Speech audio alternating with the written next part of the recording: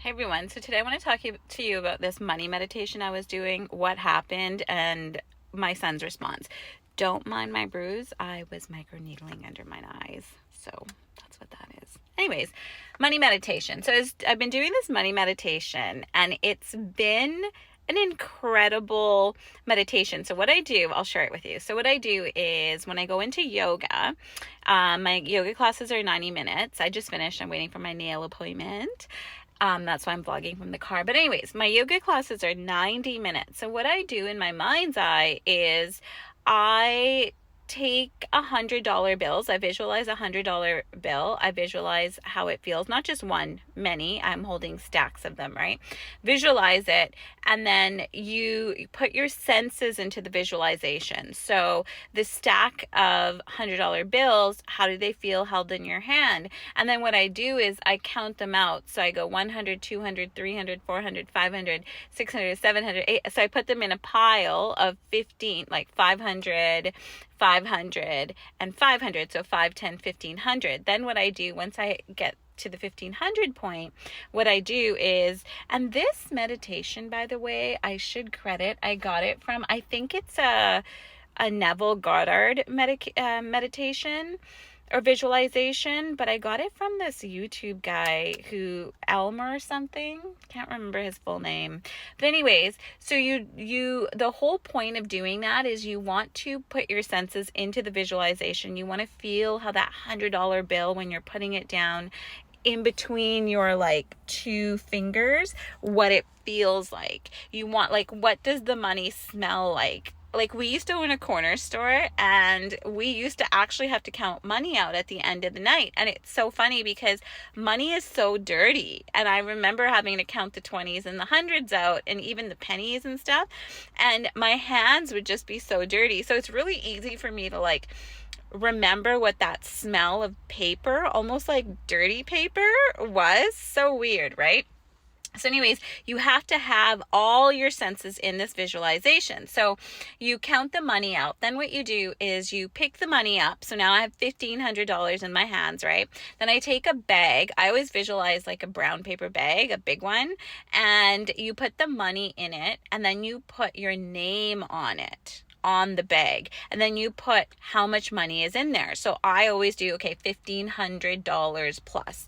And I know what I want to get to is I want to get to $100,000. So I keep counting out the money. So my next is the next 1,500 makes, I add it to the bag, and that makes it 3,000. So I do that until I get to 100,000 plus. I do more than 100,000, but anyways, if you want to start, it's best for you to start with a number that you're comfortable with.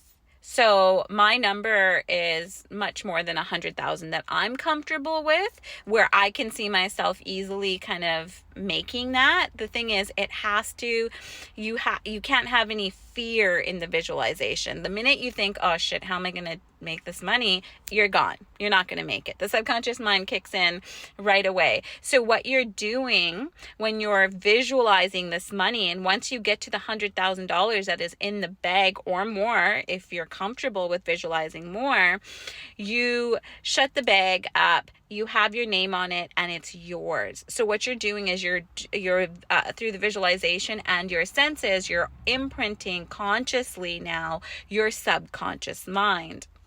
So it's so funny because I did this visualization in yoga. I just did it for the first time, and it's crazy because when I got out of yoga, one of the fellow students there, she came up to me. She goes, "Can I buy a book from you?" And I was like, "Yeah, I actually have some books in my car." And even though it was $15, but I made $15 my first day that I've cash. Who gives cash anymore, right? And I was handling cash in my visualization. So it was such a cool experience for me that I was like, holy shit, this visualization is active, it's working. And ever since then, I've been visualizing that probably only about for I don't know, 5 or 6 days now. So let's see what happens with it. I don't know what's going to happen, but if anything big does, I will let you know. I'm going to continue doing it every single day because it's easy. I actually enjoy visualizing, and I love doing that while I'm doing yoga because I always feel like, haha, nobody else knows what I'm doing in my mind's eye, but I'm actually creating, I'm imagining. And the thing is, imagination is God. So imagination is God because when you imagine, you connect with the ether. The ether in the Platonics, I don't remember what the shape is called, but it's the hexagon shape, but it's got like it's three, not a 3D, but it's a hexagon shape. I'll link it in the thing down here, whatever. But that is ether. Ether is sacred geometry. Ether is your spirit complex. So when you do this, you're actually connecting with the ether. That's why visualization, imagination is God, is because that spirit complex, the sacred geometry of the pentagon, it's not a pentagon, it's like fancier 3D type of 9D, I don't know, but I'll link it. You activate that within your sacred geometry, which is basically your organs, which create your chakras. See how that works? Because the subconscious mind, once it starts working for you, it goes past the universal mind. The universal mind here is like part of all universal thoughts. It's like it's like thoughts of your neighbors are included, everybody kind of around you internationally. All those thoughts kind of clump into what the heaviness of this 3D world is. But once you tap into the I said universal mind. That's not universal. That's called something else. Universal mind is one that's higher. It's the mind of the universe, the energy of the universe. It's where your subconscious mind loves to live. That's where it likes to connect with the higher mind. That's where the peace in consciousness is. So once it connects with the universal mind, that's kind of how you know what your true purpose here from the spirit is, through the hexagon as well. Anyways, I'll do another vlog on that. I'm getting carried away. So what I wanted to say was, this lady gave me $15. I got to sign a book for her. I was super excited. And I told my son the story, and he's like, and you're excited because what?